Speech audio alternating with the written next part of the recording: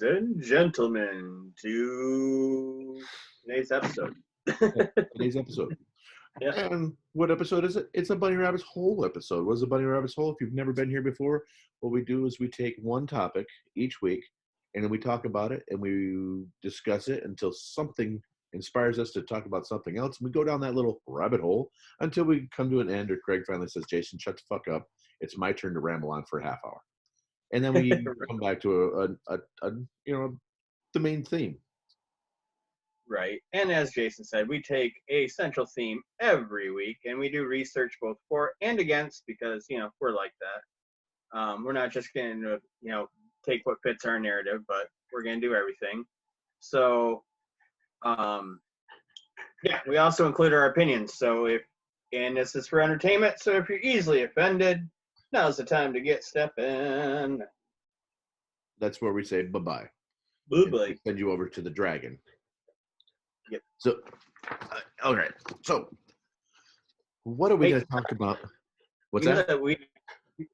You know that we now control 90% of the world's heroin production in Afghanistan? Nice. Just a side note. Well, that's why we went over there in the first place. Why do you think we bombed all the countries except for this one little valley in Afghanistan? That's where most of the opium is. That's where most of the poppy plants are. Right. So, anyway, there's a rabbit hole early. Yep.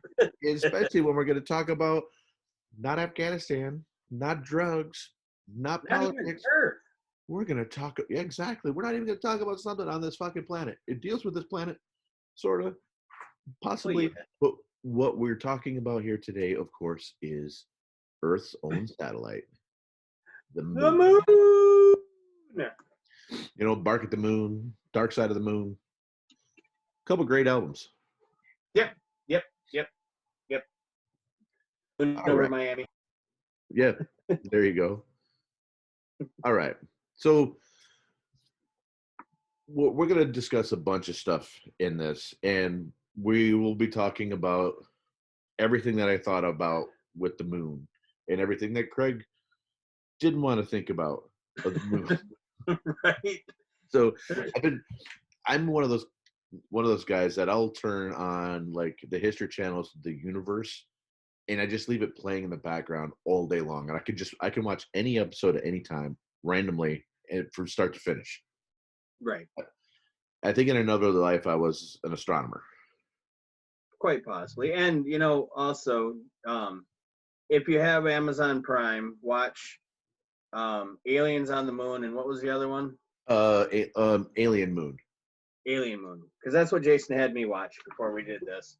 There's a lot of really good information on that. Kind of overwhelming, but at times very overwhelming. But so that's what we're going to talk about. So one of the first things that I want to go into is, let's start off light and do some fun facts about the moon. The moon is actually the 5th largest moon in our solar system. The moon is in a synchronous rotation with the Earth. And what that means is that the moon does not orbit the Earth. Right. They actually orbit each other. Right. And I'll explain that a lot more later because there's some highly scientific terms that we'll talk about that are kind of fun. And it leads to a big point that we're gonna make later. But another thing is the moon is saying bye-bye to the Earth at a rate of 3.8 centimeters a year. So in like a couple billion years, it might be out to, I don't know, Mars. Mars might take it over. Yeah, a couple billion years. Exactly. And the moon it is in charge of our tides. And the moon, moon has moonquakes, like the Earth has earthquakes. Yes. Like some tectonic activities that go on there, sort of. Right. Sort of. So I just wanted to start off with a few fun facts about the moon. Now you're making me Google shit. Because, so basically in 100 years, the moon will be 380 centimeters farther away. And what does that equate to in inches? 380 centimeters? Yep. That's not very far. Nope. That's like 10 feet. It's 153.15 inches. Which is a little okay. So it's 13 feet about. 12.7625 feet. Round up to 13. Yep. Okay. Now we're gonna quickly go through the. I'm actually gonna share my screen here. Dun, dun, dun. As soon as I get this slide to go big, slideshow, current slide. Play from current slide. Okay. Now I can't do it that way. That kind of sucks. Okay. Fuck it. I'm not going to. Not just yet. Okay. So there are 8 phases of the moon. You start off with the new moon, which is all black. Yep. You have the waxing crescent, where it's just a sliver of white. Then the first quarter, which half of the moon is visible. Then the waxing gibbous, which is 3/4 of the moon is visible. Then finally you get your full moon. Yep. And then you get the waning side, where it starts getting slower. It goes from the waning gibbous, which is 3/4, last quarter, and then the waxing crescent. So really simple phases of the moon. Nothing. Yep. We're just warming up. Right. Okay. So this is the part where we're going to start getting into some meat and some taters of the moon, because They have meat and taters on the moon. they do actually. How do they cook it? Because I so mean, do they just put it on the surface of the moon since it's radioactive? It'd be Yeah. like a microwave. Exactly. Cosmic rays just come by and cook it. You just set it outside. Like we use microwaves, they just use outdoors. Yeah, the Silver Surfer stops by and shoots it with a cosmic ray. There you go. All done. So, how is the moon formed? There is so many different theories on that. Okay, so I'm gonna talk about just a couple really, or we're gonna talk about mainly just 4 at the moment. Okay, the first one is the easiest. It's the most widespread. It's the giant impact collision theory. Now, Well, with that one makes the most sense. it does make a hell of a lot of sense. But what this means was at billions of years ago, there was a Mars-sized planetoid named Theia, and then the Earth were there, and then Theia comes through and hits the side of the Earth, and I'm gonna figure out this fucking screen sharing shit with a slide share. What if it wasn't just something that hit the moon? Like what? I mean, this could have actually been like, something that out in outer space got hit, and that this ball of whatever was left went through space until it got caught into Earth's orbit and just started rotating with the Earth. Yeah, that's another one. That's the capture theory. Okay. Essentially. So the giant impact one is where they slam into each other, and a whole bunch of the Earth and Theia split apart and create like a disc around the Earth. The Earth coalesces itself back into a ball, and then all the bits and pieces spin around together and create a moon. Now, there are some things that I'll go into later that kind of, this is the most plausible, because Right. at this time, it was what they referred to as the Great Bombardment period, where there was so much inner debris in the inner solar system that it was just raining down. That's why the moon has got so many craters. And you look at a lot of the other inner planets, and they're peppered like a teen with acne scars. I just had a really bad dad joke, and I censored myself. You're welcome. Nice. So so something I get so quickly how planets were formed. So our sun was the swirling mass of gas and different elements, and as it spun, it flat. This is gonna be kind of interesting. So Arlie said this to me. So when it started spinning, all these elements the lighter elements kind of floated farther away from the sun, and the heavier elements with the gravity of the new star, pulled the heavier ones towards the sun. So Hmm. when the sun finally got to its size and it became, we got this dense ball of gas that ignited and became our sun. The inner area of our solar system had a lot of heavier elements in it, where when they started coming together, it was rock and other debris like that. So that's why you have Venus and Mercury in not that order. Mercury and Venus, Earth and Mars are actually rock formed planets. And then when you get past Mercury, that's when you start getting into the gas giants, because the lighter elements were out there and they're more abundant farther out there. That's why Jupiter, which one of the theories that I like is Jupiter is actually a failed star. That's because most stars are binary, Hmm. which there's two that rotate around one another. And there's a theory that Jupiter was supposed to be the binary star to our sun, but it didn't get big enough Okay. or didn't get So hot enough to ignite. so going off what you're saying there, so to break it down into less scientific terms, it's like all this shit was swirling about. Galactus ate it, farted, lit the fart, and created the sun. Yeah, that's about Got as that's what that's actually a better uh that's a better theory than a lot of what we hear. But uh when it comes down to it, what's kind of cool is, so when when the sun was spinning, all those elements flattened out into a disk. And that is why all of our planets are basically on the same plane. You have Earth, Mars, I have dragons, uh, but it's all on a flat plane, right? So it all squeezes out. Now, in theory, you would think, why isn't there a planet that rotates, this way around the sun, while the other sun come this way? Why doesn't our solar system look more like an atom than just basically a diorama from a sixth grader? Right. Would in why I think this is kind of interesting, because if you look at galaxies, you look at solar systems, you look at like planet, or when a lot of nebulas, they explode horizontally along just basically your y or your x-axis, but just one dimensional essentially.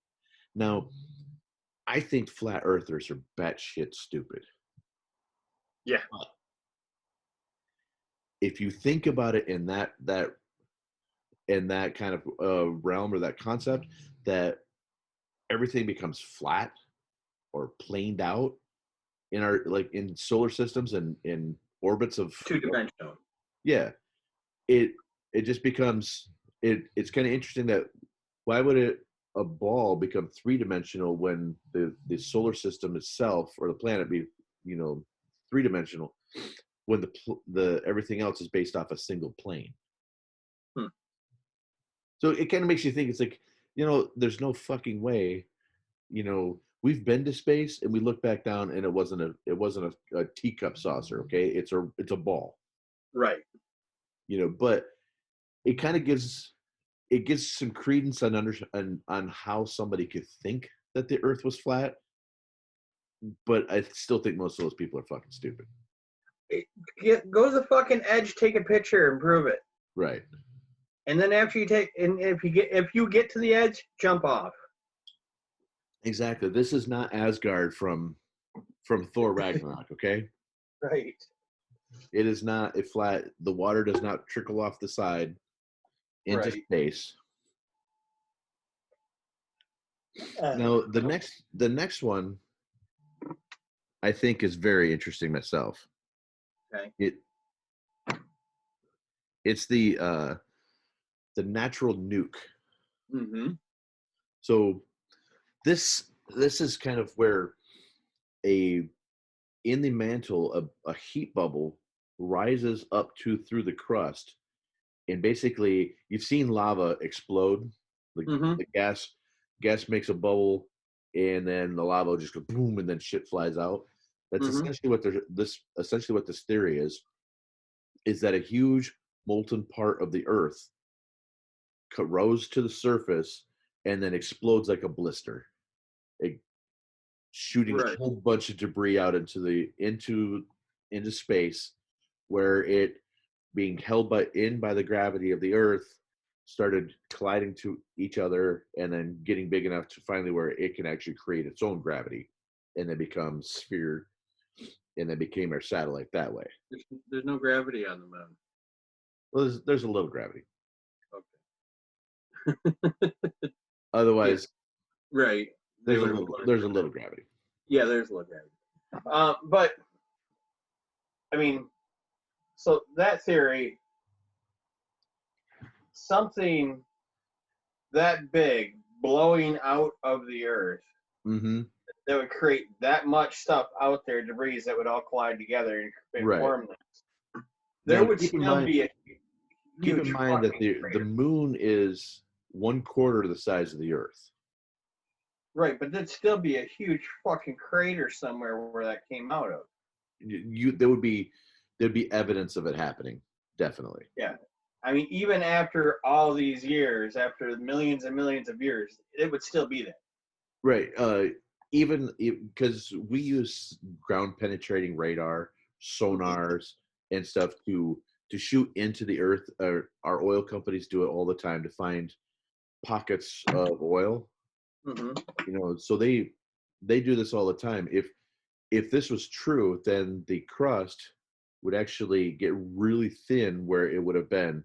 You'd see, because plates shift and shit moves and stuff like that, but you would see a natural thinning of where it shot out of. Right.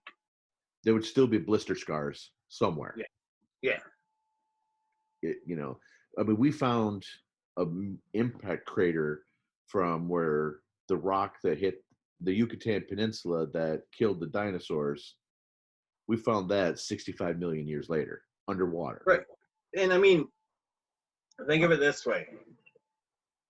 Say somebody, and you actually lived after this, but somebody shot you and it knocked out 25% of your body weight. Yeah. You're going to have a big fucking scar that is never going away. Right. Or say you weigh 200 pounds and you took a 50-pound shit. Right. You're going to notice because your asshole will be huge. Right. Right. The wind blows and people think you're whistling at them. Right. Why are you clapping? Oh, all right. So yeah, okay, there's that theory. What's next? Okay. So the next one is the capture theory. And this Kinda one like this one basically states that there was a big rock that was floating by. Our moon was just kind of, and the Earth said, "Gotcha, bitch, you're mine," and then kept it. right. No, this one, I don't think there's any scientific validity to it, because the gravity that the Earth has it's not strong enough to capture something this big. And it would have to have been a perfect storm of the moon navigating around. Say it came from the Kuiper belt, which is beyond all the material beyond Pluto. Now, if this was to float in, it would have to get around Uranus, around Neptune, around Saturn, past Jupiter, missing Mars, and then somehow getting captured by and now by that time, them motherfuckers got to be traveling. Yeah. So I think, and to get through all of them and not get caught into their orbit, right, but get caught in ours. Yeah, I do believe that Jupiter would have either sent it back out or kept it for its own. Right. At that point, because Jupiter's got 3 moons that are roughly the same size or larger than what the moon is. So right. it easily could have captured that and kept it. Now I don't think this is a real theory, to be honest. I believe this one about as much as I believe the Earth is flat. I mean, there are possibilities. I think that maybe it was a smaller. It could have been a smaller rock, and there was still a bunch of debris in Earth was still being formed, and then it picked it up as it was smaller. Then they both grew at the same time. Right. But I don't think the moon at its size right now. I don't think the Earth. It's. I mean, if the Earth had that much gravity, they would have pulled it. It'd be pulling it towards us instead of letting it slip away right now. Right. Unless Uh, it's just a giant alien base. And that brings us to our fourth one, the placed Right. thing. So the placed theory is that the moon is actually sent here from an advanced civilization, and it's actually basically a Death Star Right. orbiting our planet, Right. used for observation, used for whatever. And And, I mean, there is somewhat evidence that kind of supports that theory, especially if you watch that Aliens on the Moon Mhm. documentary. Um, but my problem with those pictures that they show is it just looks like blobs to me. I don't see anything. I'm like, if we have the technology to have a satellite in space that is equidistant from the Earth as the moon is from the Earth, Mhm. and we can take pictures of a penny on the ground, but and have it be clear, but we can't take clear pictures of the moon. Right. So, the along those same lines too is if the moon was or no, okay, I lost my train of thought there for a second. I was going to go down another rabbit hole there, but what I was going to say was, so in Aliens on the Moon, what they do is they show a lot of black and white grainy photo images of the moon, and they do exactly what you and I hate about the ghost hunter shows, where they say, do you hear him say, hey God? Then that's all Right, you hear. Now, in this, they outline or highlight what they're talking about in a color. So right, now, yes, it looks like a base because you fucking drew a base on the picture. right. So you there's a couple things that they do talk about on there that I really do find interesting. Like there's a natural satellite, like a satellite dish. Yep. That's there. And That one looks really cool. the obelisk. Yeah, and because that one's like, was it like 1,500 feet tall or something like that? Yeah, that's my next thing. How the fuck? I mean, how how do we know how big these things are? It When we don't really have a sense of reference if you Yeah, can there's no really. scale. Yeah. There's no scale to measure it with. I mean, I guess they may have the technology and the math that can figure that out. I just need them to explain it to me.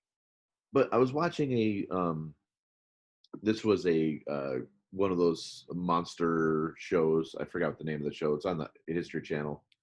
But there was a grainy photo or a grainy videotape that this guy shot of his wife and kids on the seashore, and there's a Bigfoot off to the side. Now, this is like 20 years later. They bring out a crew to determine how tall this creature was. But what they do is they go down, they set up a camera, they know the height of the camera, they know the distance from the camera is from the water. From there, they can triangulate the height of Right, that particular thing. Then they can transfer that height and they can figure out what the size of the image is. But they actually had to go and find the exact same spot that they thought the thing was shot in. right. Now we're not running back to the moon to take some triangulation, you know, image uh, shit. Fuck. But why aren't we? I don't know why we're not. I It seems like such a missed opportunity. Yes. So now there's another theory that I want to. It's not really okay. It is a theory. Something I want to bring up about the moon, and I like this theory this thing because I talked a little bit earlier about stars and being binary. Like Hmm. most of the stars that we look at, granted there's hundreds of billions of them out there, so we can't really say most of them are binary because we obviously haven't looked at every single one of them. but there's a lot of instances where, like in Tatooine, where it's got two suns in there. There's more than likely more planets out there that are habitable that have two suns than there is with only one. Makes sense. So, but that brings me back to what they're taught. This theory of the twin planet is the moon, Earth's twin planet, because that the moon is larger than Pluto. Okay, Right. granted, now Pluto is, I don't know if it is or isn't a planet anymore. It was a dwarf planet for a while, and then it was a planet, and it wasn't a planet, and then so, but the the Earth and the moon, like I was saying before, the moon does not orbit the Earth. Okay, they orbit each other around a certain point that's called the barycenter. Now, the barycenter is kind of like the vortex, or the 0.0 on a two on a XY axis. It's that spot where they both rotate around. Right. Now, unfortunately, the one thing that hurts the twin planet theory is that barycenter is actually within the Earth's crust, just barely, but it's within the Earth's crust. But they still technically orbit each other. That's weird. Uh-huh. And Sorry. that is how the Earth can keep the moon here, because like we were talking about before, there's no way that the Earth could capture a celestial body the size of the moon. I mean, the Earth's diameter is 25,000 miles. The Earth is 8,000 miles. So it's big. The moon is fucking huge in Right. comparison.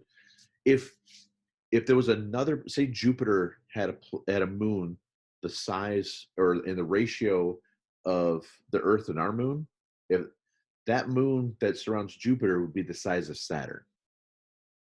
Damn. Yeah.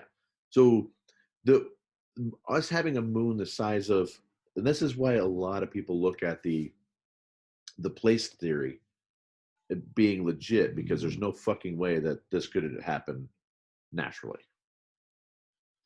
And the other part of the twin But how? planet thing, Hold on. How do we know that it couldn't happen math. naturally? I But don't know. I mean, it's just one of those things where it's like okay, comparison to we say we don't know it happened naturally, but to me that's like all these people saying, well, if I eat 6 oranges a day, that's gonna cure COVID. Right. It hasn't been. I mean, yes, the moon's been around long enough to do a lot of research on it, but we've only gone there like what, twice, Six total six times. times. Yeah, Yes. so we've been there 6 times. Well, NASA claims six. Right. Well, say so claim 6 times, but minimal time on there, not enough time to get enough research to know exactly what it is, where it came from, or anything like that. Not enough time is the big point right there, because one thing that a lot of people don't know is when Neil Armstrong and Buzz Aldrin were on the moon the very first time, they were only there for 2 hours. Right. So yeah, there wasn't enough time, and most of that time, they're picking up rocks. Yeah. So they're not doing any scientific, you know. It's like, what's this? No, it's like rock in a bag, rock in a bag, rock in a bag. It's like, it's like a fucking Easter egg hunt. It's like, you like this Right. rock? Yeah, it's a shiny one. Put it in there. But Yeah. It's just.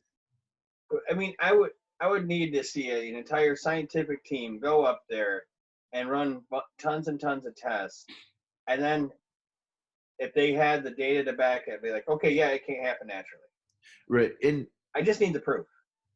and one could say the proof is the fact that it's the moon is there. Yeah. But that goes back to, we've talked about this in other episodes about faith. Now people Right. have faith that there's a being that is all knowing, and it does everything for a reason.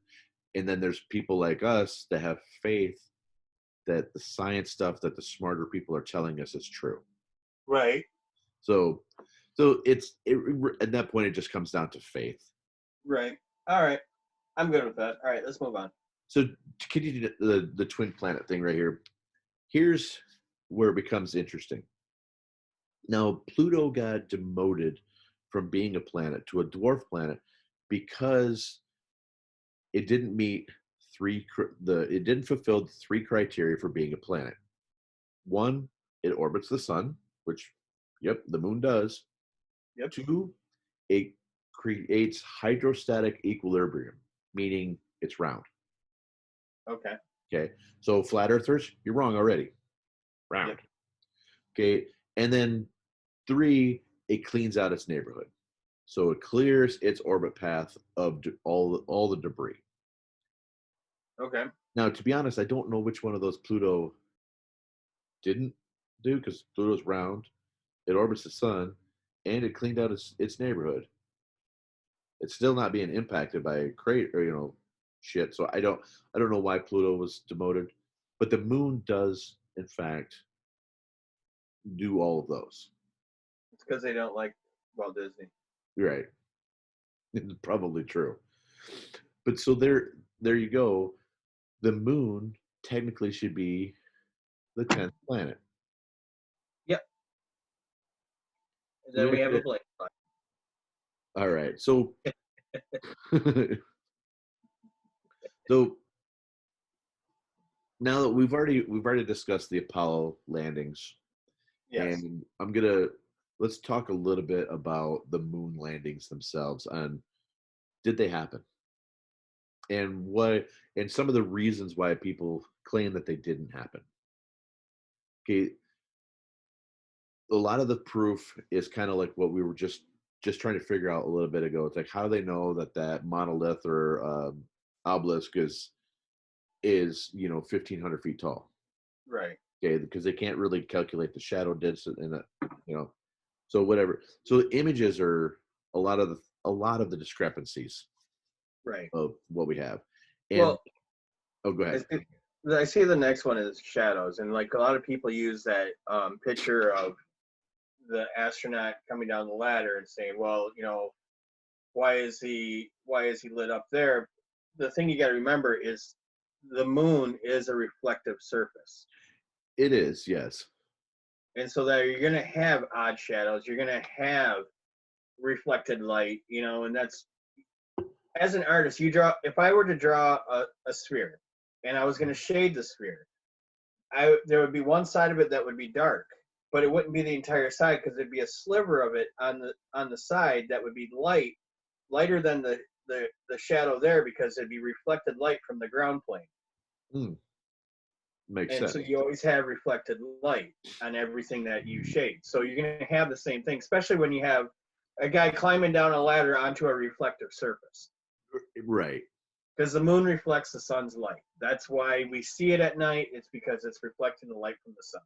Exactly. And the the moon doesn't have just one source of light, being the sun. It's also getting light reflected off of the oceans of the earth. Right, So there's actually more than one light source. right. Well, I'm sure with all the lights that we have on Earth, it's probably getting some of that too. Yeah, exactly. Yeah, the light pollution. Mm-hmm. Now, another big thing that people bring up is the waving flag. Yeah. How can the flag wave when there's no atmosphere, there's no wind? So NASA actually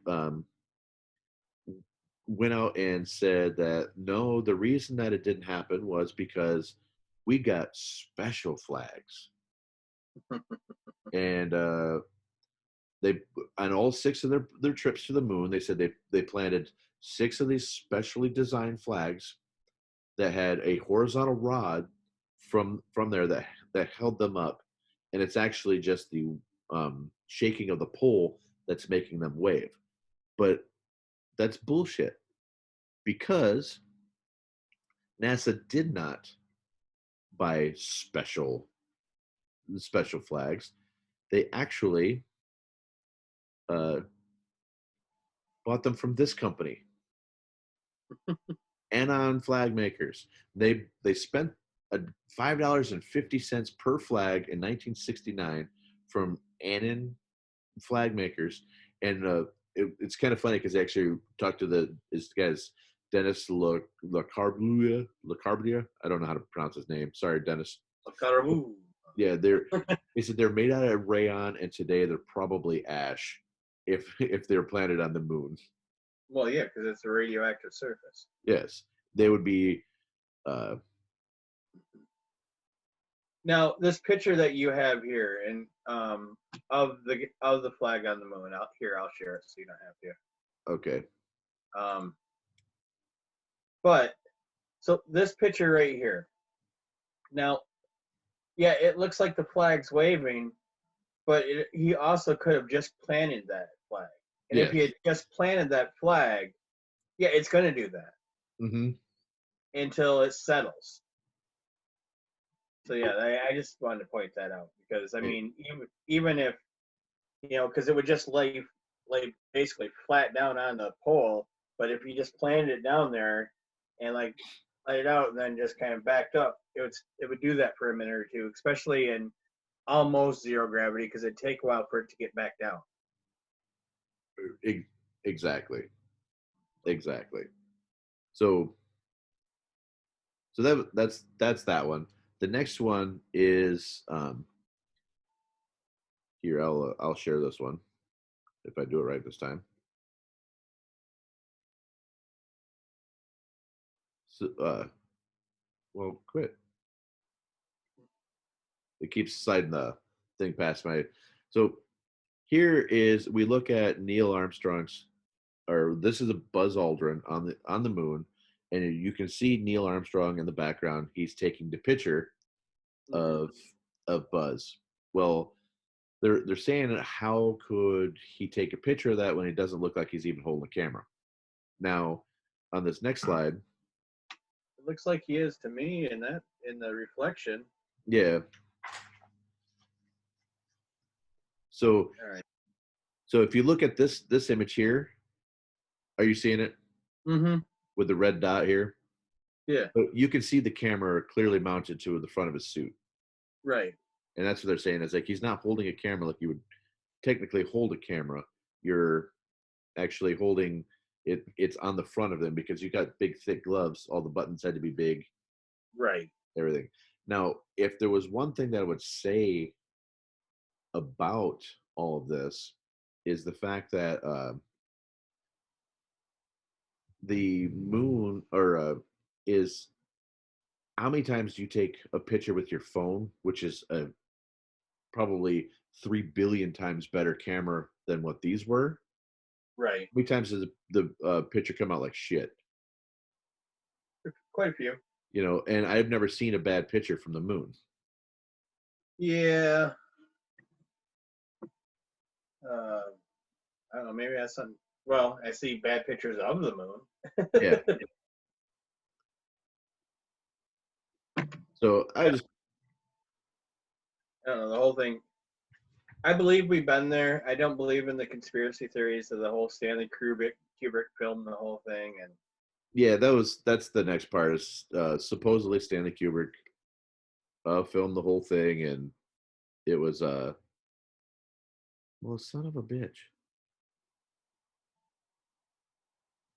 Yeah, I don't believe that Stanley Kubrick did it on a soundstage. Right. I don't think he did it. I'm not saying NASA didn't do it. But I mean, I've also seen, stuff not just from NASA or other things, but I mean there was the whole when the Chinese flew over the moon, it took pictures. There was stuff that we had left there. Right. So we've obviously been there. I mean, it's been proven that we have been there. Yeah, so there's a lot of other conspiracy theories that I spend more time on than that one. Right. Like, is it hollow? Who's inside it? Yes. Which is one of my favorites. Yep. Or like when was it Buzz or Armstrong that when they landed, they said, "We are not alone." Yes. So why the fuck am I not? For some reason this PowerPoint does not have the Buzz Aldrin video.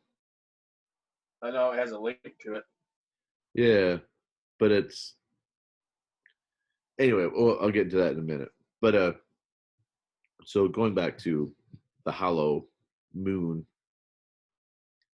So now, what the hollow moon hypothesis is that the moon is hollow or contains substantial interior space. Does have a thin crust, extensive mantle, a small dense core. You know, it we there's a lot of things about whether or not the moon is actually hollow, which I love this whole theory. Well, if you think about it from this aspect. Obviously, the surface of the moon is not habitable Hmm. by human standards. Right. Yes. Um, but if it was hollow, that doesn't mean inside it's not habitable. It, exactly. Exactly. We don't. So, is the idea of having a celestial body being hollow? I mean, the Greeks had Hades. There's underworld. There's the Christian hell, which everybody's you're going to go down to the bad place. There's Right. Middle Earth for crying out loud. Everybody knows that. But Yep. so the concept of the interior of a planet being hollow is not something that's just new fairy tale thought up. It's actually something that a lot of people actually kind of believe when they Right. think of a Christian hell. They don't think about it being a different dimension. They think of it as an actual place that's below us. And where's Right. below us? It's the interior of the earth. Right. They believe that the It, heavens up it, above is not the moon and all that shit. It's heaven. right. So, I mean, like, and the interior of the Earth is basically molten lava. yeah, very You know, much so. the Earth's core is just a big ball of lava. Yeah. So the 1971 novel by Ludwig von Holberg was the first, uh, or sorry, it's not the first. It's another thing. It was Niels Kim's Underground Travels, where um, uh, God, I lost my PowerPoint. I had a whole bunch of notes down here about the. I actually looked up the Holberg thing, but anyway, it doesn't really matter. So that was one. They all lend the idea that the Earth is hollow. So why the hell couldn't the moon be hollow? Uh, then Edmund Hillary in 1862, or sorry, Edmund Halley, who's Halley's comet was named after. In 1692 was the first to specify an actual void within the Earth. Right. Yeah, It's all right here. yeah. Well, down here at the bottom there, I had a whole bunch of notes about the books. Oh, it wasn't in mine. It wasn't in. Yeah, So I sent you the sorry. wrong copy. Oh, okay. My bad. Yeah, it's all right. We'll muddle through it. Right. Well, and I mean, if you really think about it, I mean, even think of like Dante's hell from the Inferno. Yeah, He reached it from basically a cave on Earth. right, exactly. And if you don't know what I'm talking about, then if you don't know what he's talking about, you can go watch the cartoon version, the anime version of it, which is Or about the video game, which of the same premise. just read the goddamn book. Or you just read the book. It's a good book by Dante Allegra. Yeah, it is actually a really good book. I mean, it'll take you a bit to get used to the language, but after that, I mean, it's no different than trying to read Shakespeare. That's true.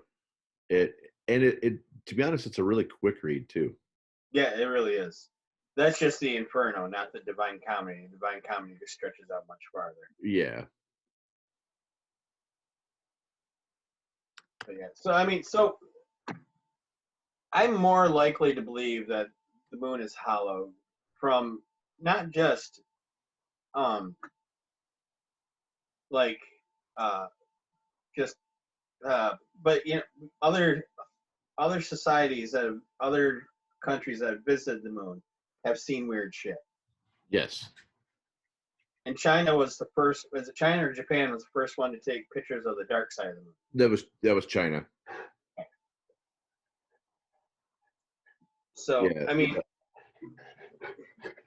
it's just there's just so much to it, and I mean, for people to just sit there and I don't know. Like I said, we should be on there. We should go up there again and check it out. And get into all of this shit. Were you talking about the H.G. Wells 1901 book, The First Men in the Moon? No, that was the next on the next slide. Okay. But I mean, it's so much uncharted territory that to sit there and say, well, it's just the moon, it's uninhabitable, there's nothing there. But yet we've been there 6 times and probably spent a combined total of like maybe 50 hours on the surface. Not even. Yeah, I mean, the first time we were there on the surface for 2 hours, then took off. Yeah, and so that's pretty much all we've been there is just a couple hours each time. Why has nobody? Okay, I'm gonna play this little clip. I'm gonna share it. Okay. So this is a really interesting clip that I found the other day, and I had it in this PowerPoint. For some reason, it's not there now. So I'm going to go ahead and screen share. Okay. And we're gonna do this one. And I don't like how it keeps going over there. I gotta move that to there. Okay, so this is a little girl. Why has nobody been to the moon in such a long time? That's not an 8-year-old's question. That's my question. I want to know what I think I know. Because we didn't go there, and that's the way it happened. And if it didn't happen, it's nice to know why it didn't happen. So in the future, if we want to keep doing something, we need to know why something stopped in the past that we wanted to keep it going. So I just wanted to share that really quick. I feel dumber for having listened to him for that long. But I like the idea. I think it's funny that he tells this 8-year-old girl that we've never been to the moon. But see, I understood it a different way. He's like, well, because from what I understood from what he was saying, it was like, he's saying, well, he was saying that they said that it didn't happen. And if it didn't happen, why didn't it happen? And da-da-da. And he just went, then got all Trump incoherent speech. If you just listen to the first 2 sentences, he's like, that's my question. But I know the answer because it didn't happen. I should have stopped it right then. Yeah. Because that got really confusing. Well, he's obviously old and senile. Well, yeah. Yeah. He probably thought he was on the moon then. Yeah. But I mean, in him saying that, you can also chalk that up to senility. Yeah, right. So I don't know. I think, like I said, there's so much uncharted territory. There's so much we could learn if we just went up there and studied it. Exactly. I mean, could we make the moon habitable? Is it possible? Could we terraform it? Right. I mean, because we're destroying this planet. Exactly. That's why we have this whole COVID thing. Nature's doing a hard reset. Exactly. Every 100 years or so, this happens, and it just happened in our lifetimes right now. Yep. I mean, not just that. I mean, not just the virus, but you also had, within a week stretch, there was earthquakes in Idaho and Montana or Wyoming. There was tornadoes in Mississippi and Georgia that wiped out a lot of things. And now there's tornadoes in Ohio today. Oh, those tornadoes in Tennessee that were pretty bad a couple weeks ago. Yeah. Yeah. So, I mean, but again, every year we go through seasons where something destructive happens. Yeah. You know, it's just basically Earth, nature saying, "Hey, knock it the fuck off." So back on topic, Right. real quick. So when did the hollow moon? So we've talked about and we've said that the idea of a hollow celestial body like the Earth could be plausible because we all, most of us, most religions and most people believe in some form of hell, and that would Right. be the interior. And a lot of people love the Tolkien books, and that takes place Middle Earth. Where do you think that? What do you think that fucking means? Middle of the earth. So H.G. Wells, who we all know from War of the Worlds, wrote a book in 1901 called The First Men in the Moon, where they go into the moon. Okay, I had more notes about what the book was about because I haven't read it, but there. But then later on in 1970, two Soviet members of the Soviet Academy of Societies, that was Michael Vassin and Alexander S. I'm not going to try his last name. Wrote an Sure. article in what is Russia's version of Reader Digest. It's called Sputnik. And the name of the article was, "Is the Moon a Creation of Alien Intelligence?" Now, I did read an English not redacted, but a translated version of this. I read parts of it, and it's what they're going through is they're saying that there's no way that uh, this couldn't have been, our moon can't be there without it being placed here. And is it a creation of some kind of other intelligence that's put there to spy on us? Because it doesn't. So there's some things about the moon that are uncharacteristic of any other moon there. It's in such a synchronous orbit with us that the dark side of the moon we never see because it never spins. Right. So its face sees all sides of us, but we don't see all sides of it. Right. So they go on and explain a lot or use a bunch of those tidbits to say this can't be natural. Makes sense. Yeah. I mean, you think about it, like,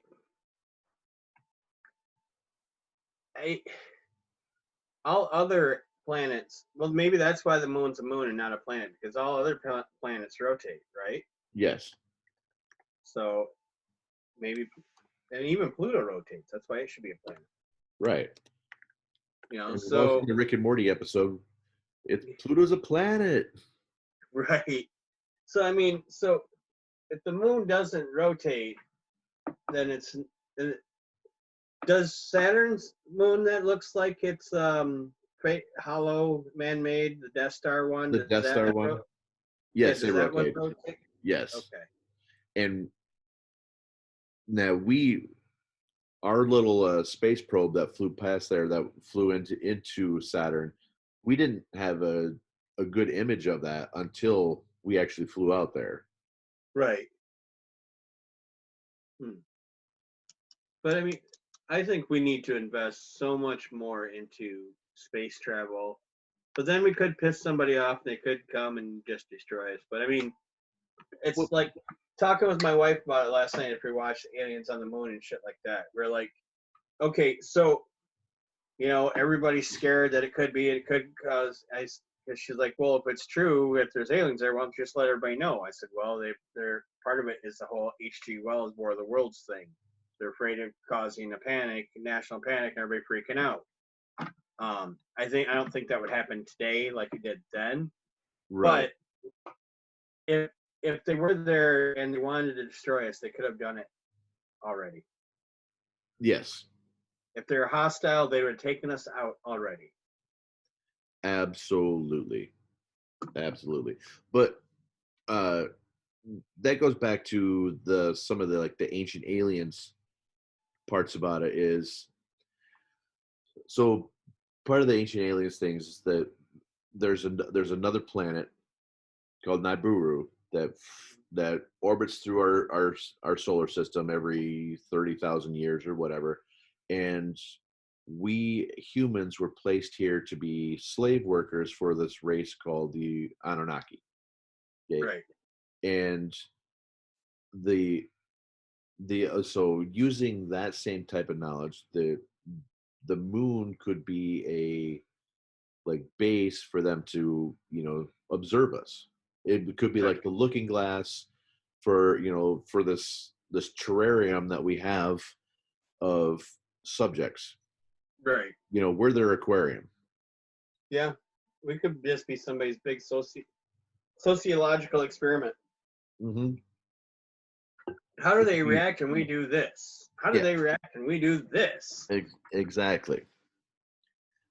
Um, yeah, exactly. So the idea that the moon would be uh, a landing spot or a mission spot, it's to me it can be. It's not that far fetched.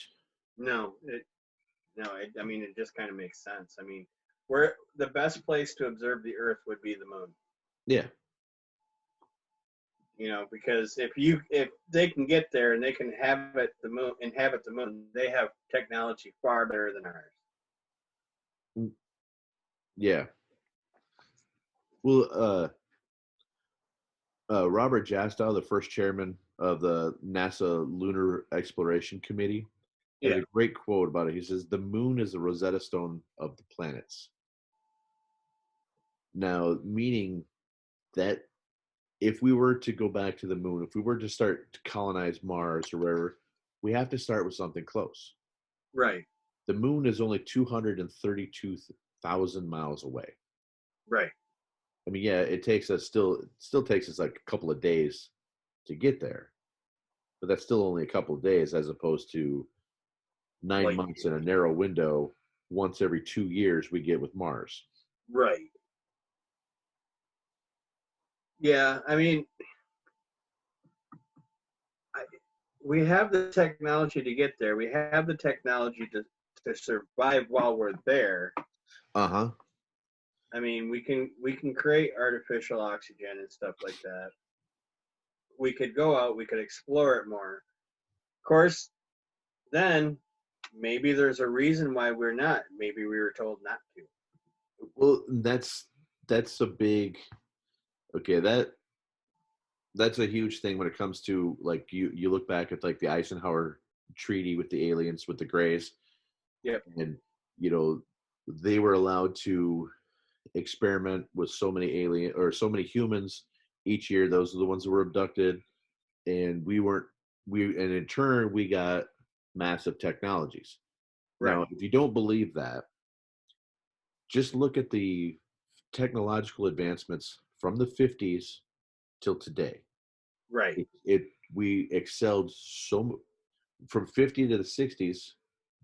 Now we went to space, we went to the moon, to the 70s, 60s and 70s. So like a 20-year period, we went from barely having helicopters to landed fucking rockets on the moon. Okay. Yeah. 20 years or we're now we're at the early 70s. A few years later, we have worldwide internet. Now most people didn't have access to the internet. The internet was a different place than what we know of it today, but actually it was there. It was actually physically there. Then shortly after that, they created the World Wide Web, which, if you don't know, the internet and the World Wide Web are two different things. So they're both structure issues, but so that was invented in 1989. So the internet or the World Wide Web is only 30 years old. But Right. going back just in these last 50 some years, so, so I guess it'd be 70 years now.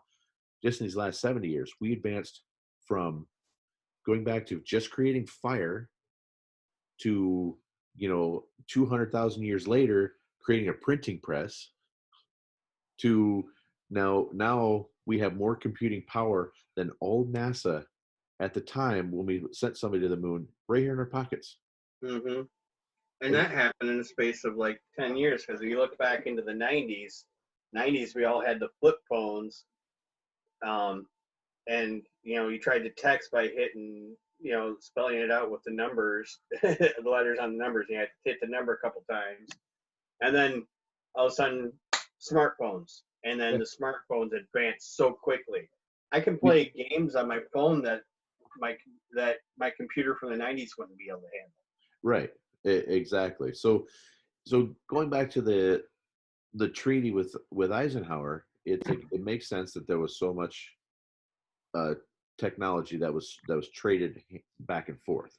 But Right. like you go that wraps me back to your original point of maybe we're told not to go back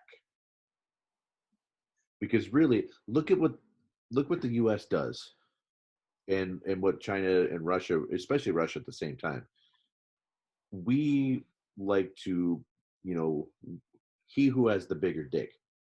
Okay, Right. it's like now we created a 1 megaton nuclear bomb, so Russia created a 5, then we created a 10, they created a 15, we created a 20, they jumped up to 100 megaton. What we never made one that big, but Russia did, and we're like, you know what? We don't really need that because it's called overkill. Right. And then they had Chernobyl. Yeah, you know. So, but just the idea that the Russians, you know, they sent a satellite in space. We sent out as many as we possibly could over the next couple of years. You know, Right. we were all the way through the Cold War. The Cold War wasn't anything about, you know, tensions and fighting out. It was just who's going to be the dominant superpower. And it really is just a keeping up with the Joneses saying that we finally won because we outspent them. But Right. today we're paying that debt. That national debt that we have started with all this shit. Yeah. This conflict that we had with them. But it doesn't make any sense that they wouldn't have a bigger aircraft carrier than them. You know, we build an aircraft carrier, they build a better one. We build, you know, then they built one bigger, so we built ours nuclear powered, and then they built one that's a double decker, and then you know everything in this time period went back and forth. So if we went to the moon 6 times, why didn't they? Why did they go Right. at least once? Right. They had the ability. They had or they had the German scientists too. We Right. ended up with Werner von Braun, but oh come on, we were spying on each other enough that they would have gotten a hold. I'm sure they had the plans for the Saturn rocket. They easily could have made it there themselves too, but why Right. didn't they? Right. Well, yeah, and no other country has landed on the moon either.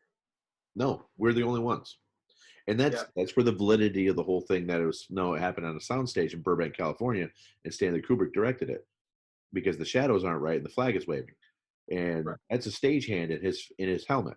So all we've gone through tons and tons of pictures and try to debunk this, but if other countries had been there, there's absolutely no validity in there being a conspiracy on whether or not we were there or not. Right. I mean, other countries have flown over it and around it, but none Yes. have actually landed on it. Yes, both or India, Japan, and China have all sent probes around Right. it. Well, and I mean, if you look at it, because all world leaders talk. I mean, Yes, that's they all have a communication channel. So, and there's a theory that Eisenhower back in the 50s was teleported to the moon because he disappeared for that 12-hour period. right. Remember that? We Yes, talked about that in a previous episode.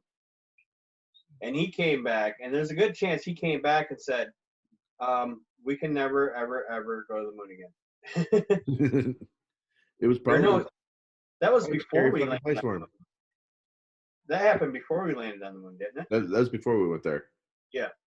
So maybe they didn't say it then, but maybe after we landed on the moon, maybe then they said, "Okay, fuckers, Yeah, don't ever come here again. you're getting too close. Yep.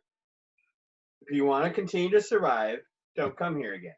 Yeah, that's we're tapping on the glass as a tiger, just trying to find its weak point, find out how far can we go? How far can we go? Right. Wait, I'm a little child poking mom. It's like, let's see how long we can go until mom breaks. Right. So yeah. So maybe we shouldn't go to the moon. Maybe there's a reason. Well, so Tom Waits actually said, no, the moon ain't romantic. It's intimidating as hell. Yeah. Which I mean, it's a it's a barren wasteland deathscape. Yeah. That's what you see when you see images of the surface. Right. You don't see any trees. You don't see any buffalo. No crocodilators. No birds. I'm curious. Now, the pictures, did you see the pictures that the Chinese took of the dark side of the moon? I did. Are they any different? Because I don't remember seeing them. Not really. There was nothing glorious, nothing. I mean, and who knows? They only released so many, Right. so uh, who knows if those were even, you know, how doctored were they? Right. It is the Chinese government; they're used to censoring everything. Well, now, hold on a second, because I'm going to click on something here. Like, I'm going to enlarge one of these, and then, I'll share it. Because this picture that I'm seeing looks completely different than, I just have to get it all loaded up. Sorry. Taking a Hmm. long time. Looks completely different than pictures of the regular side of the moon. It's taking forever to load. Are you looking at the Chinese rover? Yeah, the China's Chang 4 lunar probe Yeah. from South China Morning Post is the paper. Um, hold on. Jesus Christ, why is it taking forever? Fuck it. I'll close that and just show from the Google image search. Hold on a second. All right. So share. So I mean, you see this right here, Hmm. and like these are other pictures from the dark side of the moon that they did. Yes. Um, so they actually did land on it.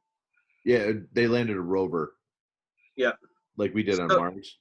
right. So that looks completely different from all of our pictures of the moon. Okay, for one Okay. thing, they're actually in a um they're in one of the seas of the Maras. Okay. Yeah, so they're within a giant crater. So those are relatively flat, and that's why they look dark. So on Right. the It just moon, it looks like there's a giant crater right here. yeah.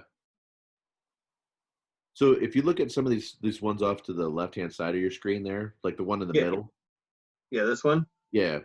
So you see how that one area is really dark. That's Yeah. that used to be volcanic, like basically a volcanic ocean. Okay. And then when it cooled, it remained relatively flat. Now the Okay. all the white spots are actually more mountainous or hill ranges because Right. where they're showing the light side or the reflective side of both sides of it. So there's not much Yeah. reflective surface being flat. So that's why we get the darker areas. Okay. And so, you look at a lot of the darker areas and they're, people always talk about the man on the moon. Yeah. There's a lot of Asian cultures that actually look at it as, uh, you'll have to look it up yourself, but it's a rabbit, not a man. Mm. And it's interesting. Yeah. There's a lot of these pictures that have that, and And it looks like a crater. that's our drinking game for today. It's me. How many times did I say it's interesting? Right. But I mean, that it was cool because I mean, it looks like a crater. It looks like it's something that goes down inside. It's almost like an opening to something, per se. Exactly. That Well, I mean, it does look like a ship could just fly in there. It yep. looks like an opening in the Death Star where ships fly out. Right. Or people climb in, climb out. Who knows? Exactly. Maybe Exactly. there is a creature that can inhabit the moon. You know that it has all the things to sustain its life. It can't sustain ours, but that doesn't mean aliens have the same makeup as we do. It, it because there's a lot of there.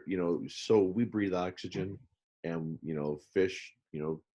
Or plants do carbon dioxide. I don't know why I said fish. What the fuck? They're living creatures Right. too.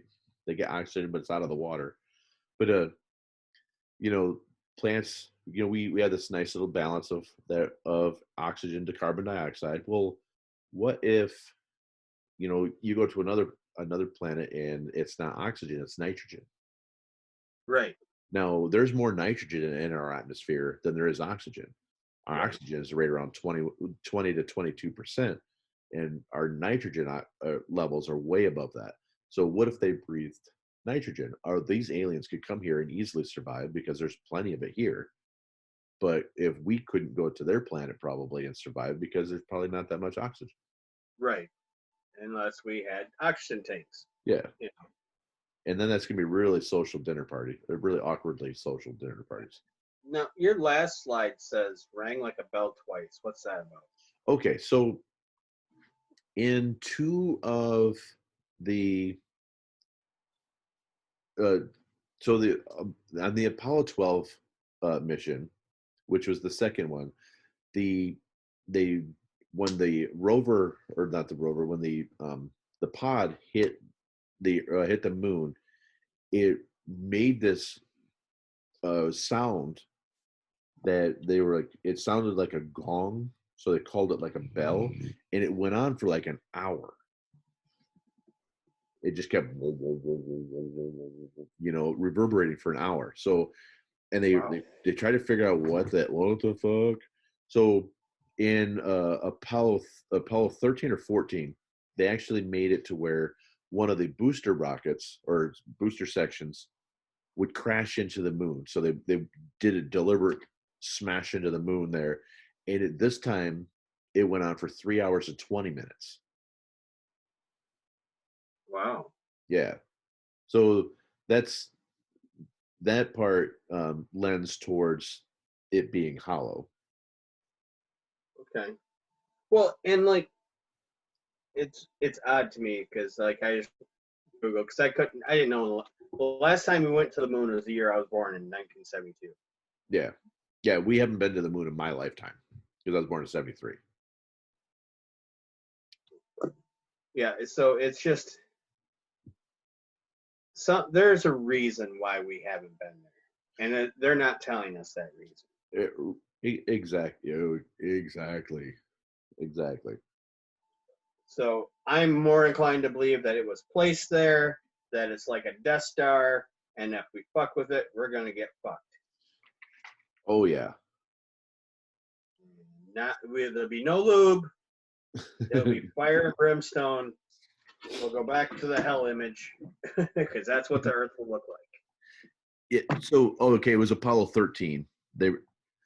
So when it happened on Apollo 12, it crashed, and the jettisoned lunar module ascended stage, crushing or causing the crash onto the moon.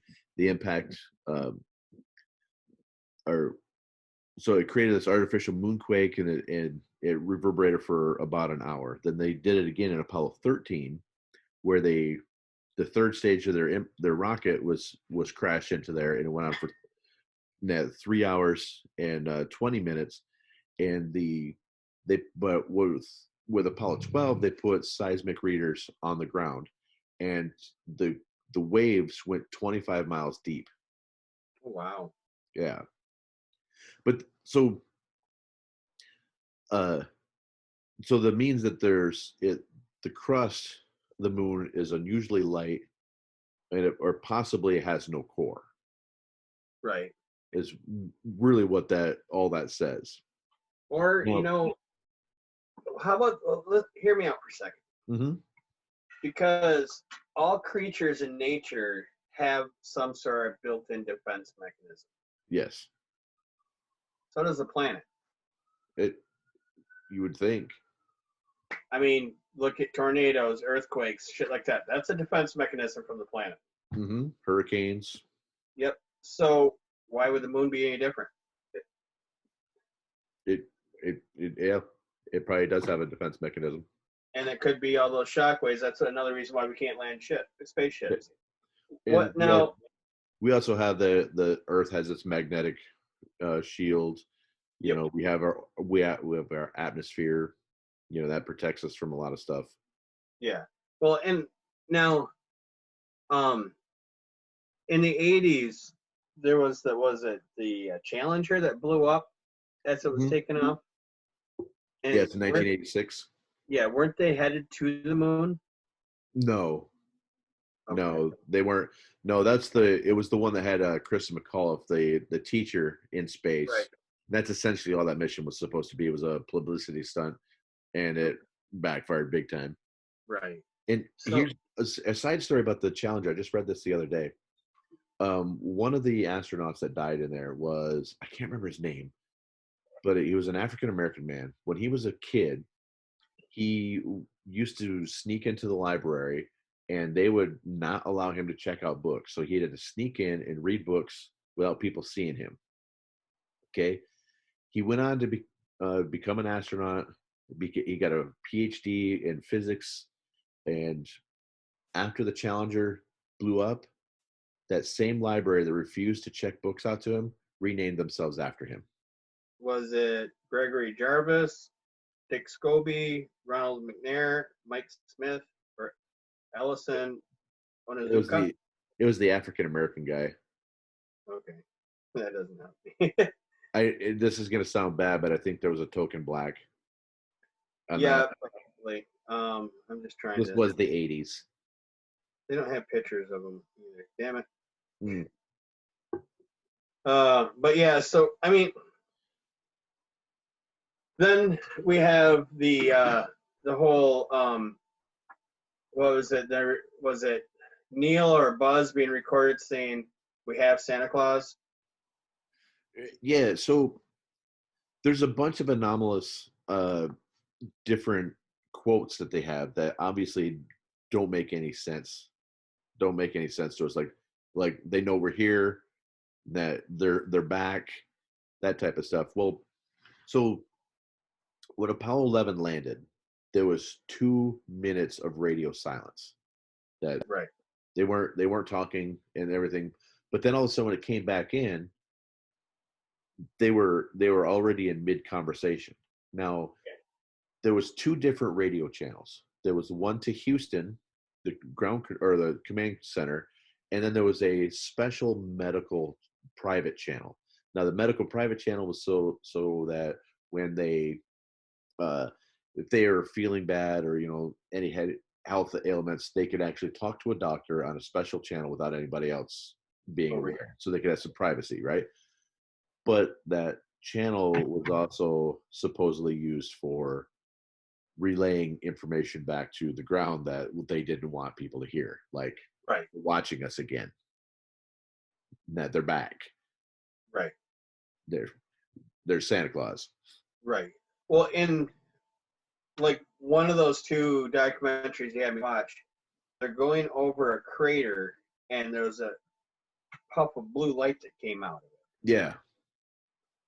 And then there was like what, 3 columns inside it that were all like glowing blue and shit. Yeah, it was it was almost like Will o' the Wisp, the green light that you see just as the sun goes down. Everybody's seen the Pirates of the Caribbean movie, so you know what I'm talking about. But that's Right. kind of what these were, but there was but they weren't going away. There was like flashing lights within the lights and stuff. So there's a lot of activity that was happening on the Right. surface of a dead planet. And there was also the one scene where they showed like it was almost like smoke came out and then drifted off. Yeah, like almost like you've seen the footage in those ghost shows where like a specter comes out and goes away. Yep. Yeah. So in that one, they go through a lot of different shit that was actually happening in and around them, and in those 6 missions there was a lot of activity that happened around them. Yeah. Well, and the lights that they saw in formation in the sky, then they tried to sit there and say, "Oh, it was a fishing boat on Yeah, Earth." yeah. Yep. So there was triangulated those three lights that were triangulated that were moving in in unison, which Right. you know it it when I was watching a YouTube video about this, about those triangulated lights, and he's like, anytime you have three ships, they're in a triangle. Yep. So it's like, oh, well, duh, made me go, oh yeah, well that makes sense. They're not just filing in a triangular formation. That's what you get if you have three ships. Right. Well, in like to debunk their whole fishing boat thing. Okay, though they do have really bright lights for fishing at night. Mm-hmm. I get that, and they can probably be seen from space. But from space, they are going because of how slow they're actually moving in the water. They're going to look stationary. They're not going to look like they're moving. Well, and they can't move. They would have to move thousands of miles in a matter of a second, right, to move that way. Right. The Earth isn't doing this out there in space. Right. And where these ships are moving, that's like, okay, they just went from Hawaii to Australia. Right. Now, there's a really good show. I think it's on the Science Channel. It's called What on Earth. It's where they use. It's on Hulu too. Yeah, I got it on my watch list. They have it on Hulu, but there's the show is it's a cool premise. They look at Google Earth maps and they look at satellite photos of like, what the fuck is that down there? And then they have a whole bunch of people talk about it. But one of them was off the coast of Taiwan. The ocean was this neon green, and they were going through all these different things. What it is. No spoiler alert here. What it turned out to be was these fishermen were using lights that looked reminiscent of glow sticks, and that was actually bringing the fish. And they were doing this at night, and that was bringing the fish to the surface. Right. So it made fishing easier. But when you looked at it from space, it took up those huge, hundreds of miles was lit up green like that. And it was only a certain time of year that they can get the specific fish in that area. Right. Well, and there's also another show I started watching on, I'm going to close out the slideshow. We're done with the slideshow now, right? Yeah. There is another show on Hulu that you might want to check out. I got to find it real quick, which means I have to open Hulu. Hold on. But I think it's called The Tesla Files. Hmm. And they're going through, and they said that like they go to this museum where they're being held in like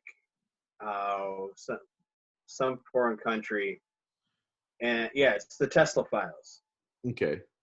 And they're talking about it, and there's like, so you have all 80,000 files, and the museum curator gets really defensive, says no, there's only 60,000.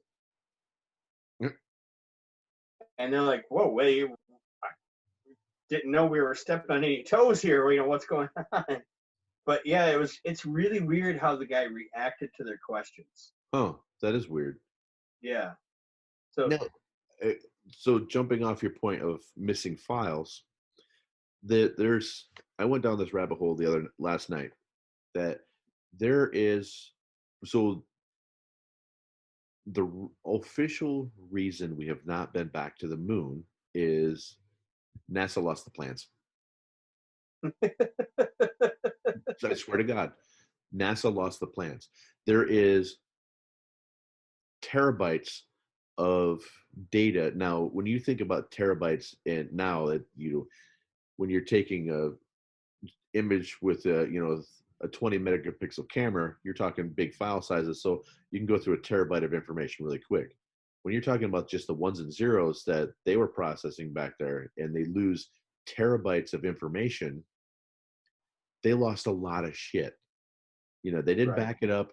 They don't know they don't know what happened to it. They put it in another file. It got erased. They don't know, but all of the Apollo records for the plans for the Saturn rockets, the jettison pods, the capsules, they lost it all. Right. So we haven't gone back since the 70s because officially NASA lost the plans.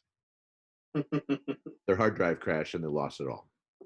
And if you believe that, I have some swampland I can sell you. So I'm going to go ahead and say we're going to try to get a sponsorship with Dropbox at this point. So if you go and sign up for Dropbox and talk about us sending them over there, maybe they'll send us something. Right. So back up your information in a cloud storage, people.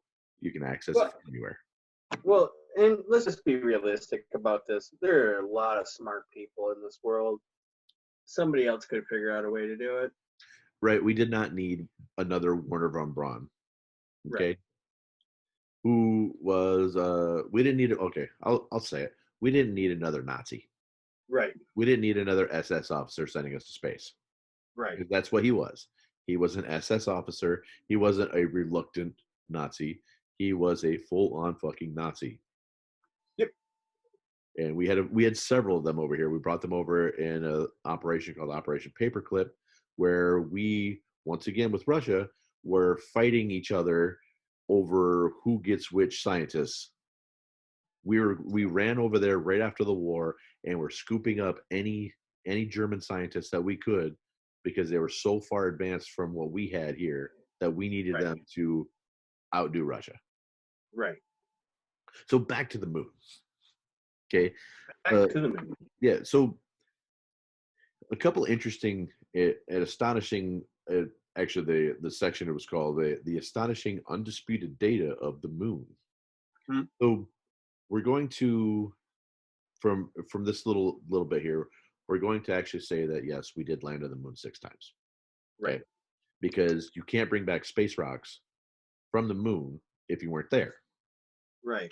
So they brought back some I think they brought back like 200 pounds that first trip of rocks.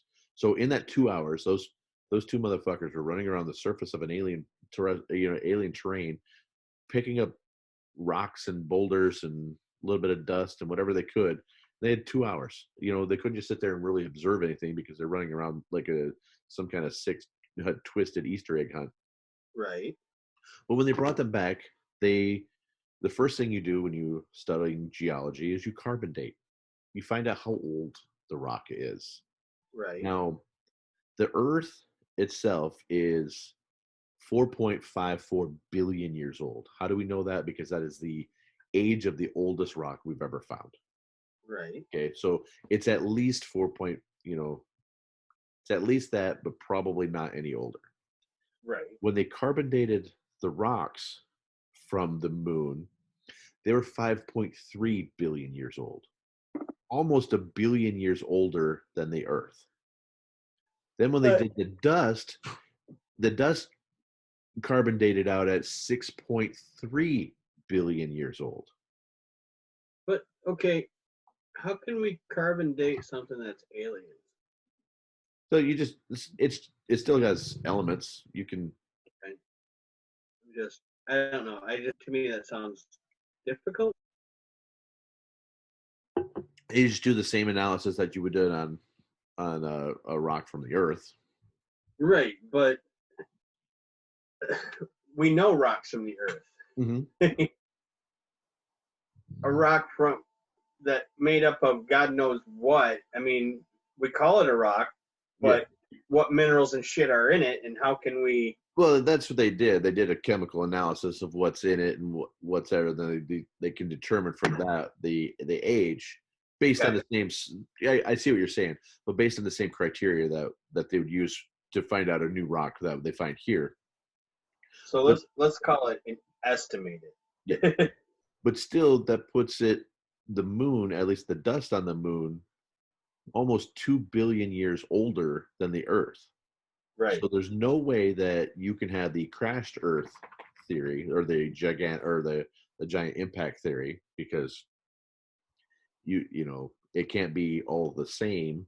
And it also means that the Earth and the moon were not made from the same localized materials. Right. So that only leaves us with two actual you can't, or it couldn't have been the local nuke one, because that's all the same material. So that leaves us with two possibilities. There's the capture theory, which we've already talked about, how the Earth doesn't have the gravity or the pull to pull an object that size out. So it leaves us with one. Right. The moon was placed. I'm going to play devil's advocate for a minute because I enjoy playing devil's advocate. Mhm. So the oldest rock that we have found, Yes. okay, the Earth is ever changing, and Mhm. things like, I mean, there's water now where there wasn't water before. There's Right. dry land where there wasn't dry land before. It is possible that there are older rocks that we just have not found. That's true. You know, so It, there's me playing devil's advocate it, and you're right. Oh, yeah, spider. Um, you're right because we used to be, we were in Pangea when we were in the Pangea state. All of our continents were together, and then they drifted apart. Right. So the Earth, the plates and stuff to go subduction and reduction and tsunami and other scientific words I'm just making up. Right. But so the rocks could have, older rocks could have been brought back down into the the mantle and then melted down. It'd be Or they could have regurgitated and even brought back up. they could even be at the bottom of the freaking ocean Yeah. Well, where we cannot physically go. yeah. We we can't grab rocks and bring them up with us from there. Right. We can't go that deep. And okay, another thing about the moon and the Earth is the density. Yeah. Now, the moon's density is actually, and then we've done this with they do this, but with the seismographs, and they can check with moonquakes. They can read and they can figure out the density of an object. Right. The density of the moon is 3.34 GMs, centimeters squared, which is essentially what that means is just it's 3.34 times the density of water. Okay. Of an equal volume of water, I should say. So if you have 1 cubic foot of rock, it's 3.3 times more dense than 1 cubic foot of water. Okay. And the Earth is 5.5 times that same cubic foot of water. Okay. So the moon is it's not as dense or as the Earth. So that lends to the Bell theory of the bell ringing. Which also equates out to the less gravity on the moon. Yeah. Where like you saw it in the films of them when they're on the moon, where their walk, it was like a jump, and they'd be suspended in the air for a minute, and go down, and then know. So that obviously equals out to less gravity. So, but like if they had the same density as the Earth, their gravitational pull would probably be a lot stronger. Mm-hmm. And a lot of that has to do with the size of the core. Mm-hmm. Like we have this huge ball of iron at the core of our planet, and that creates the spin. That when that spins, it creates a gravity that sucks everything towards it, and that's what keeps us where we're at. Right. And the moon, like we talked about before, doesn't have that same core, and it might not even be spinning at all. Right. We don't even know if it even has a core. Exactly, because we're already saying it's hollow. Right, and we're not allowed there, obviously. Yeah. Otherwise, we'd have been there again. I'm sorry, but if we were allowed to go back, if we had to have been told by somebody else, don't ever come back to the moon, because I am 46 years old, 47 years old. Shit, I don't even know how old I am anymore. I'll be I think 47, 46. I don't know. But anyways, fingers and toes a few years ago. Yeah. So in my entire life, we have been to the moon once, and I was 6 months old or 5 months old at the time. Yeah, I was. I wasn't born yet. You were a preconceived notion at the time. Yeah. So during that 46 odd years, 47, whatever it is, I don't keep track of my age anymore. It's too tough. But throughout that time period, with all of our technological advances, there's no way in hell we can go out to Mars and put a rover on Mars, but we can't land on the moon again. Right. And they're talking about sending sending people to Mars, but Right. let's colonize this one first. Right. So we are obviously told by something, don't come back to the moon. Oh, absolutely. I mean, that is the only logical explanation of why we haven't been back. Oh, I completely agree, because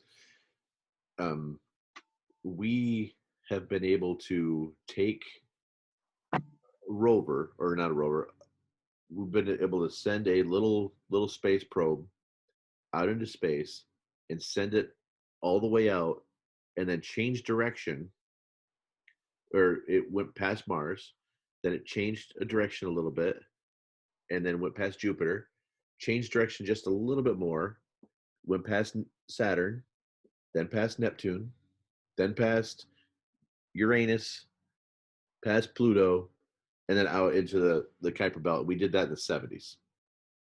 So Yeah. if we could do that, and then they made a whole Star Trek movie about Voyager. V'ger. Right. What's V'ger? It's went out there to collect knowledge, and then the movie's old. I'm not spoiling anything for you. Yes, the V'ger is the Voyager 1 coming back, and it's now huge, and it's collected all the data in the universe. So fuck off. Right. But I mean, so to me, it's just common sense. I mean, I say that in pretty much every episode that we do. It's just common sense. Right. Exactly. So when Craig says it's common sense, that's time to chug. Yep. So, or that makes sense. That's the other one. Mm-hmm. Yes, I say that a lot too. Yeah. But I mean, so if we can't inhabit the moon, the next closest one, but isn't there another planet that they said that they have found that has a similar atmosphere to the Earth? Yeah, there's one that's actually, it's funny. It's in the Goldilocks zone, so it's an habitable area. And I didn't know how they did this before, but they always could say they could tell what kind of environment or atmosphere they have from a distance. It's like, how do you do that from 25 light years away? How do you know what kind of there? Well, what it is the light that it emits back actually will have a different color coding system for what it says. Light is reflected and refracted off of different elements within an atmosphere, right, at different colors. Right. So they can register on a spectrograph the colors that is coming back to us, and that's how they can tell what an atmosphere is there. But right. this particular, I might not be talking about the same one, but the one that I'm referring to is a Earth that's nearly the size of Jupiter. And just imagine that. It's like it already takes us 2 days on a commercial jet to fly around our Earth. Right. What if we had to go? Jupiter is 1,300 times the size of Earth. Oh Jesus! So imagine trying to fly all the way around. There'd be people that, there's people that don't make it to the other side of our planet. Right. Imagine trying to get to the other side of that planet. Well, but also let's think about this: is how do we know it's not already inhabited by humanoid type creatures? Exactly. And I've talked about this before. There's something called the Drake equation. Obviously, it was named after a scientist named Drake. His last name is Drake. He's not a Canadian singer. This guy is actually smart. So his theory was, how you break it down is the potential of habitable, or civilizations that are in our same time frame. It's like first of all, he's like, how many stars are out there that have planets in the Goldilocks zone? Of those planets, how many of them have atmospheres of ours? Of those ones that have atmospheres of ours, how many of them have life? How many of those that have life are they at the same time frame that we are? and those that have time frame are, are they, it breaks it all down to how many, all these different variables on where and what is Right. potentially, and it's obviously you can't really, you can use the equation, but when you don't know the first variable being how many stars, you Right. never can actually know the answer, because there's somewhere between 200 and 400 billion stars in the Milky Way alone. Right. So that's All a right. fucking stars. My head's spinning. I'm overwhelmed with information. I'm imagining our listeners probably are as well. Right. So, do you have more to add to this? No, we're just gonna keep talking if we do. So I think this is probably a good spot. Yeah. So, in summation, if it pleases the court. Sorry, couldn't do this. So, we talked about the moon, about theories on how the moon got there, how old it is it hollow, are there aliens there, who's telling us to stay the fuck away from the moon or we're gonna fucking die, because obviously that would be the only reason why we wouldn't go there is if somebody said, we come here, we're gonna fucking kill you. Right. And they have more than likely have the technology, because if you watch that alien moon thing, they had what looked like a cannon pointed at the Earth. Right. But that looked fabricated in the pictures to me, so I don't know how much faith I have in that. There's a lot of faith lacking that I have in that myself. So yeah, we talked a lot about the moon. Yes. So I'm just going to go ahead and say it. Insert tagline here. Peace out. Love you guys.